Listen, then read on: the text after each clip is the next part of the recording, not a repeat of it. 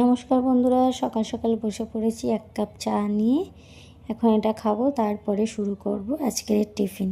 তো আজকের টিফিন বানানোর জন্য আমি কড়াইয়ের মধ্যে অল্প একটু রসুন কাঁচা লঙ্কা ফোড়ন দিয়ে তার উপরে দিয়েছি পেঁয়াজ কুচি, ক্যাপসিকাম কুচি আর গাজর কুচি। অল্প একটু নুন দিয়ে সেটাকে ভাজা ভাজা করে নেবো। তারপরে ওর মধ্যে দেবো একটা গোটা টমেটো কুচি, একটু অল্প নুন দেবো, দিয়ে ওটাকে ঢাকা চাপা করে দেবো যাতে একটু করে টমেটোটা গলে যায়।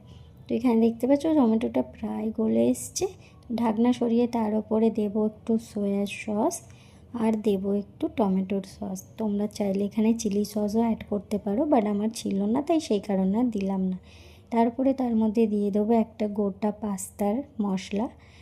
তো মশলাটা দেওয়ার পর সেদ্ধ করে রাখা পাস্তাগুলো ওর ওপরে দিয়ে দেবো, দিয়ে একটু ভালো করে নাড়াচাড়া করে নিলেই রেডি হয়ে যাবে আমাদের আজকে সুস্বাদু টিফিন পাস্তা। কেমন লাগলো রেসিপিটা অবশ্যই জানাবে, আর পারলে তোমরা বানিয়ে বাড়িতে নিশ্চয়ই ট্রাই করো। ভালো লাগলে একটা লাইক করো, আর নতুন হলে সাবস্ক্রাইব করো।